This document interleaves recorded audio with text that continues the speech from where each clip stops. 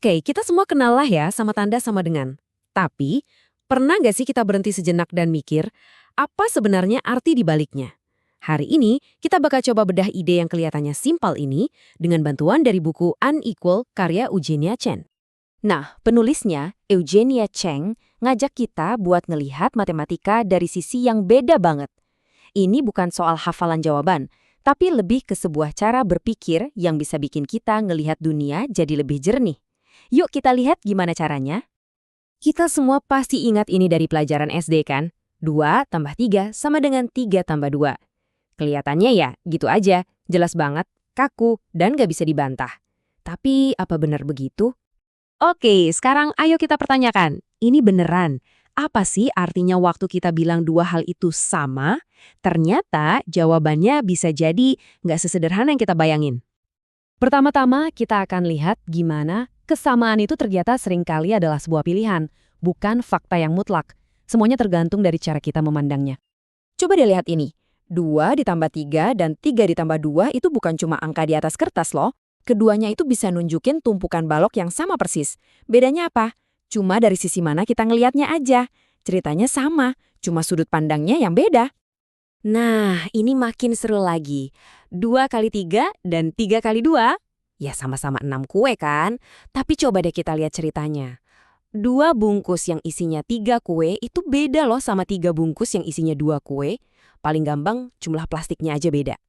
Jadi, apa mereka benar-benar sama? Aha, jadi ini dia intinya. Pas kita bilang dua hal itu sama, kita itu sebenarnya lagi memilih. Memilih buat nggak peduli sama detail-detailnya, sama cerita di baliknya. Kita lagi menyederhanakan sebuah kenyataan. Dan pilihan buat menyederhanakan ini, wah, ini nggak cuma ada di matematika dasar. Yuk kita lihat gimana konsep ini jadi jauh lebih rumit. Dan jujur aja, kadang bikin frustrasi di dunia nyata. Gimana caranya kita memaksa sesuatu jadi sama? Salah satu cara yang paling sering kita pakai, sadar atau nggak sadar, itu lewat pembulatan. Kita ambil sesuatu yang sebenarnya nyambung terus, kayak spektrum gitu, terus kita potong-potong dan paksa masuk ke dalam kotak-kotak terpisah. Contoh paling gampang deh, bayangin ada mahasiswa dapat nilai ujian 69, oke bagus dapat predikat 21, tapi teman sebelahnya nilainya cuma beda 1 poin, dapat 70. Dan boom! Dia langsung loncat ke kategori paling tinggi, dapat first. Nangkap nggak apa yang aneh di sini? Kemampuan mereka tuh bedanya tipis banget, cuma 1 poin. Tapi gara-gara ada garis batas buatan di angka 70, hasil akhirnya jadi beda jauh banget. Aneh kan? Dan ini tuh bukan cuma soal nilai ujian ya. Logika pembulatan yang sama, di mana kita bikin garis-garis batas yang tegas, ternyata ngebentuk cara kita nyusun masyarakat, termasuk dunia politik. Coba deh pikirin soal partai politik. Spektrum keyakinan orang itu kan luas banget, warna-warni. Tapi kita seringnya maksa semua itu masuk ke cuma 2 atau 3 kotak partai. Ini kan sebenarnya pembulatan juga, tapi dalam skala yang masif dan hasilnya sama kayak nilai ujian tadi. Ini bikin batas-batas yang aneh dan kadang nggak masuk akal. Jadi udah jelas ya polanya, bagaimana kita memutuskan apa yang sama dan apa yang berbeda, itu bukan sekedar latihan di atas kertas. Pilihan itu punya konsekuensi yang sangat nyata di dunia kita.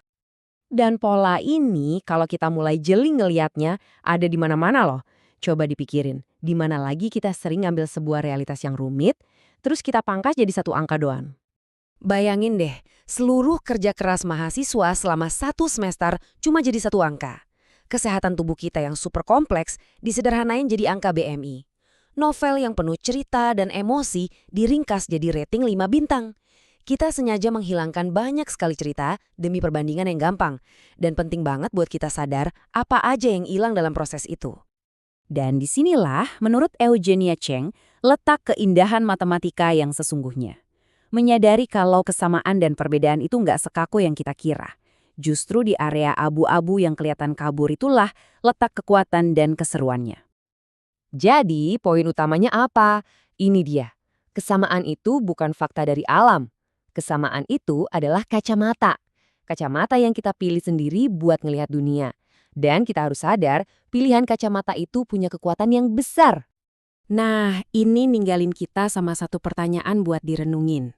Kalau kesetaraan atau kesamaan aja ternyata sebuah pilihan, kira-kira ada berapa banyak lagi kebenaran lain yang selama ini kita anggap pasti, padahal sebenarnya itu cuma soal cara kita memilih sudut pandang?